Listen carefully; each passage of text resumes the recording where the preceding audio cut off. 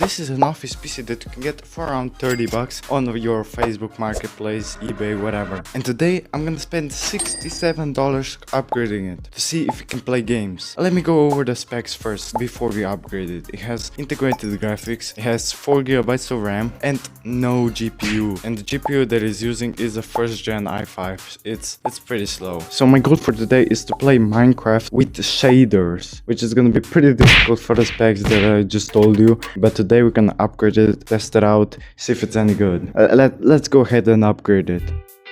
Upgrade time. Okay. Here's our $30 PC. This is gonna be fun. So let's have a look in here a little bit. So as you can see here, I'll try to do this way. But here it's got a hard drive, and under here it should have another hard drive. As you can see here is our CPU under this cooler. The air goes from here in here, tries to cool the CPU. It's not the best technology. And in here is our hidden RAM. We're also gonna upgrade this. Let me show you what I have set up to upgrade this thing. To be honest, it's not a lot of stuff. First, we got these 2 sticks of DDR3 RAM. Not good. We got one that's, I think this one is 1 GB, and then another one that's 2 GB. It's gonna be like a mix of every type of RAM in here. It's also have, I think it has 4 GB of RAM in here, so it's gonna be a really weird combo, but at least we'll have quite a bit of RAM. And then we have our GPU and of course an adapter that we need to plug it into our power supply. So this is RX 570. Should be an interesting build. You probably saw that this thing is not very compatible. This is a normal sized GPU and this is a small form factor PC, so it should be a fun build. So first I'm gonna upgrade the RAM. So I'm just gonna add some RAM that I have laying around, and it should be around 8 GB of RAM. So it should be pretty decent for a PC like this. It's a $67 PC. It's not gonna be good, but that would usually cost you around 10 bucks. As you can see here, we already have some RAM installed. From here is 2 gig and a 2 GB. We're just gonna add these two. Just plug them in right here. Should be like any other RAM. It doesn't really matter in which one we put it in. So that RAM would cost you around maybe 10 bucks. For our storage, we have a hard drive. We cannot get a really budget SSD right now. The prices are crazy. So we have I think a 250 gig hard drive for our games and stuff like that, and for our operating system we have a different hard drive. So this is basically a potato. So now I'm gonna install an adapter. It's just a SATA adapter, nothing crazy. So the other thing that we're gonna be upgrading is the GPU, of course. 560, not a 580. A 580 is pretty good.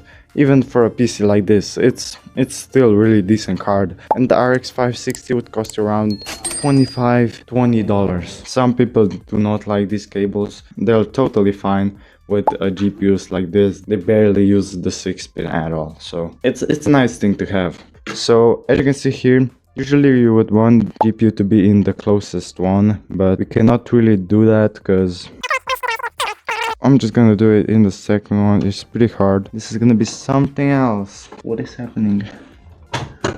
Now it's done. Now we just plug this guy in like this.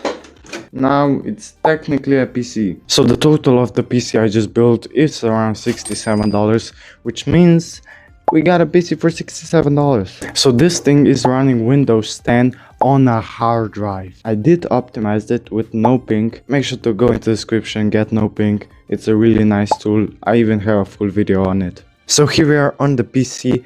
It's right here. I think it's gonna work pretty great. So let's just go into creative, create a new world, see how it does. I'm only gonna be playing Minecraft. I tried to install Fortnite, but it was reinstalling, deleting itself, reinstalling.